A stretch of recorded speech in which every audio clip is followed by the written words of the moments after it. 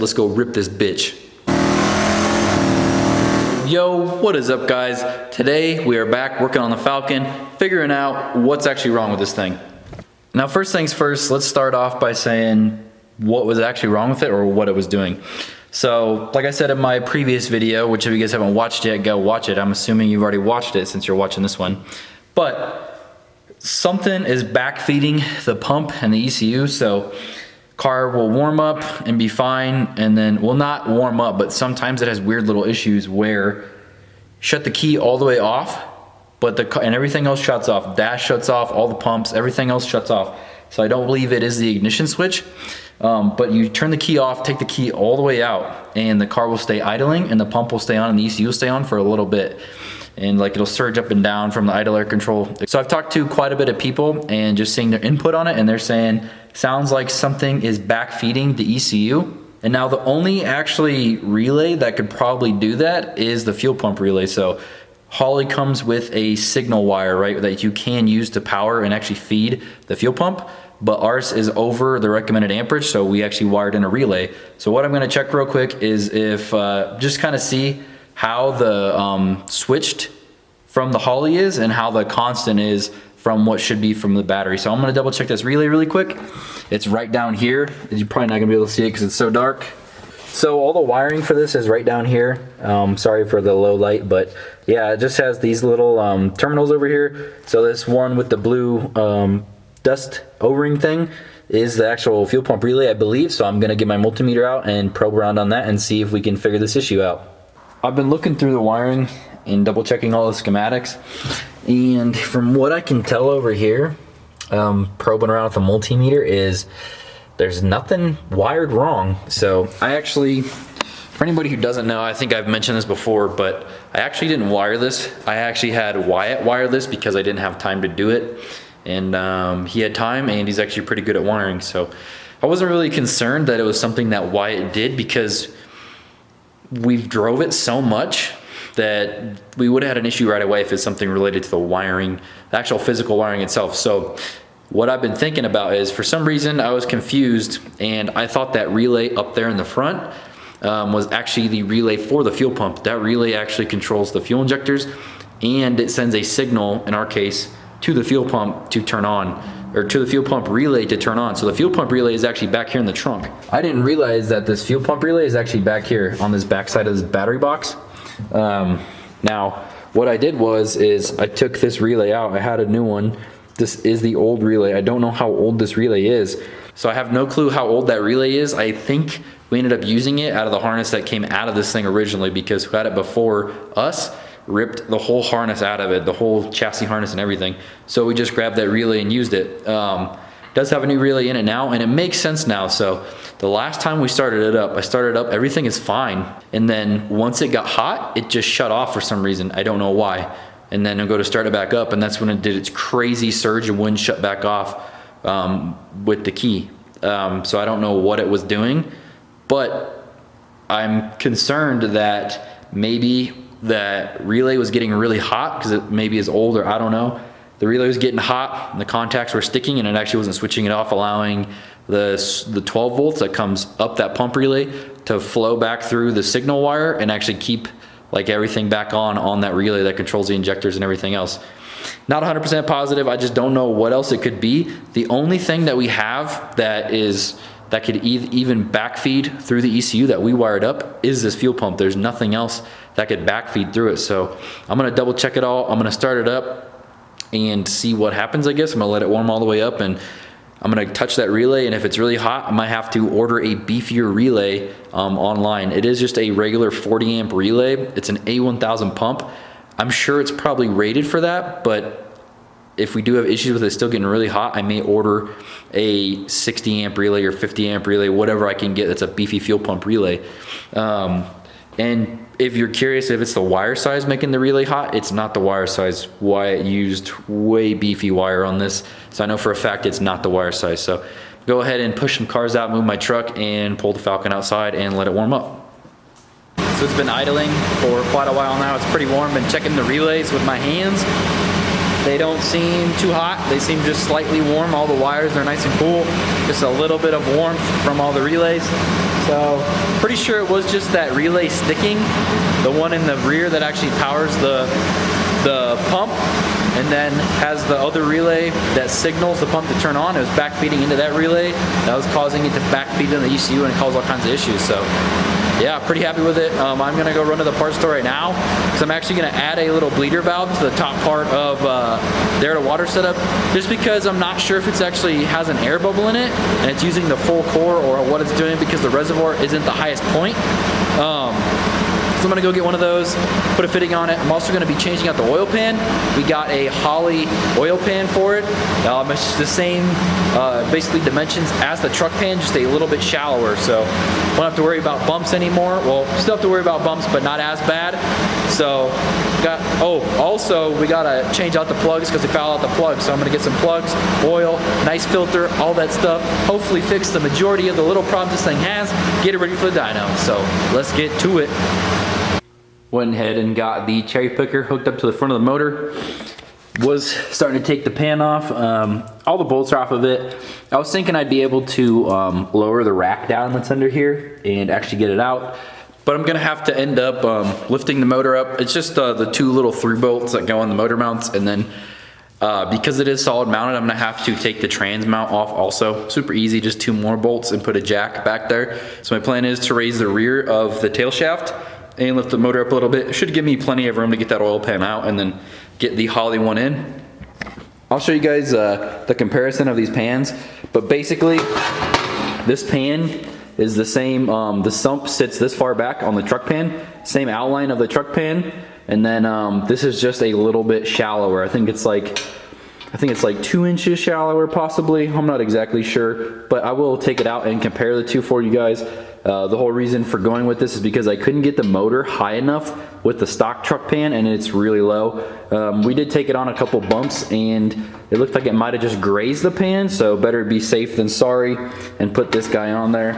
All ready to go. I got this nice Rotella T5 for it, 1540. This stuff was on sale for 15 bucks. And then I also did get, I don't really know if it's gonna help, but I did get this K&N filter for it. This is an expensive filter. This thing's like $18. So, but I know some people swear by these K&N filters and like say it even helps with oil pressure. So yeah, put the nice filter on it, nice oil on it. Hopefully no more lifter ticks. So yeah, gonna go ahead and get this thing loose and try and get that pan on there, and I'll show you guys. Got the pan and the pickup off. So this is just a comparison of them. You can see how much shallower this one is. Like I said, I think it's about 2.5 inches shorter, maybe 2, something like that. It's basically what we need to get this thing under the subframe. This one is shorter, so it should be easier to install.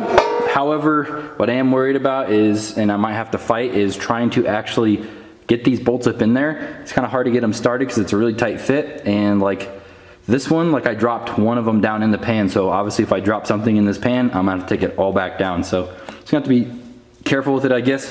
Another thing too is now we do have a new O-ring with this, the Holley pickup tube. You don't reuse this pickup tube, it comes with a pickup tube. So I'll get a new O-ring too. Maybe this O-ring was bad, but I mean, I'm looking at it and it looks pretty good. So yeah, tight little space up in there. Gotta be careful with that gasket, don't ruin that. So yeah, gonna install it the reverse way. I checked to see if I could actually put the oil pickup tube on before I put the pan on, and I'm able to, so it actually worked out really nice. Make sure I don't mess up that O-ring up front, and make sure it all is in there nice and tight, and a lot easier to do it this way. So yeah, just gonna put the oil pan on it real quick, and then put everything back on it. Should be real simple. This pan fits way nicer than the other one, so real happy with this. These are the old plugs, they actually don't look too bad. I'm hoping it's not some other weird like coil issue or something stupid. So gonna go put these in. They're all gapped them to 18. They're all really close, so I checked them with this, so they're either 18 or 19, but they're not anything bigger than 20. So yeah, gonna go ahead and throw these back in and then put this little bung on this air to water.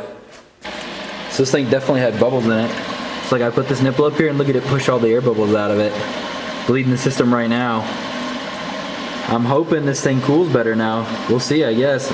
I'm gonna fill it up until there's a constant flow out of this thing and let it prime itself. So yeah, got it all on there. Just need to put the intake or the intercooler pipe on and double check everything. Got oil in it, all that good stuff. So yeah, really happy with that.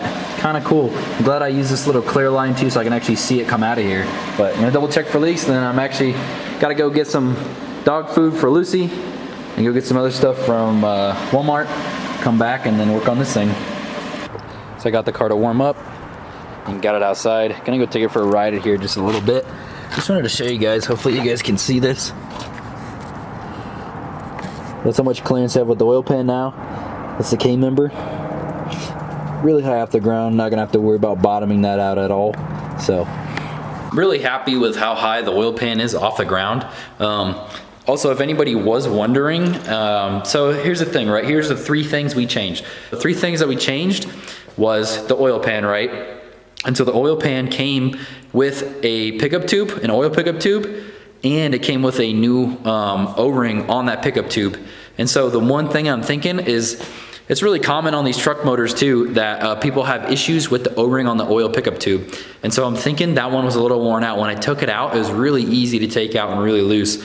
And the new Holley one was so hard to get in, I had to use both my hands to push the oil pickup in and make sure I didn't mess up the O-ring on it. So obviously lubed it all up, it's all good. But, so new O-ring on that oil pickup tube, thicker oil, and it has that K&N filter. Like I said, I'm not 100% positive that K&N filter really helped at all, but I have been told from Derek at Slower Than You that they allow higher flow through them or something with them, and they do help with oil pressure. I know like when he put a K&N filter on his truck, it helped with the oil pressure on his truck. So we put 1540 in it, all that's good. Really happy with the oil pressure. It's actually doing some weird things, right? The plugs that we put in it, the 4644s, they are a colder plug. And Derek also told me that they are a resistor plug, which I have no clue what that means.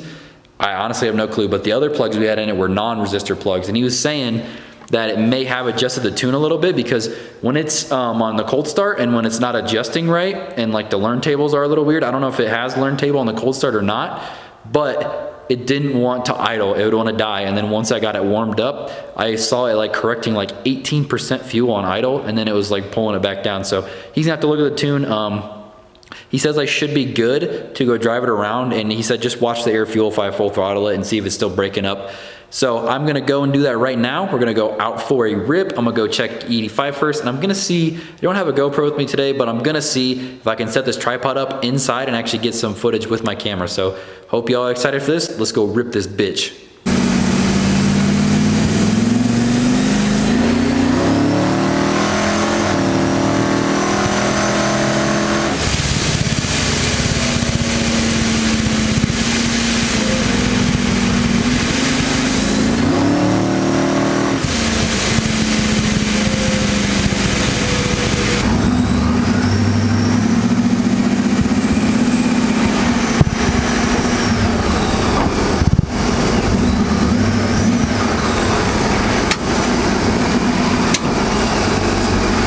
Watching there, the fuels, they seem to be okay. So intake air temps get a little hot cruising, but then they drop right back down. So I don't know what we're gonna do about it. Oil pressure is really high, got like 40 to 50 cruising, so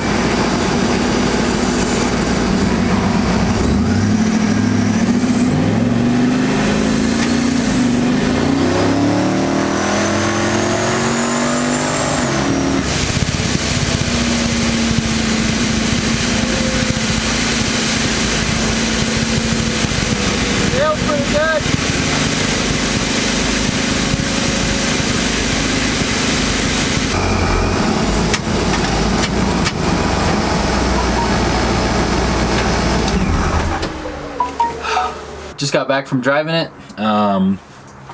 Feels pretty good.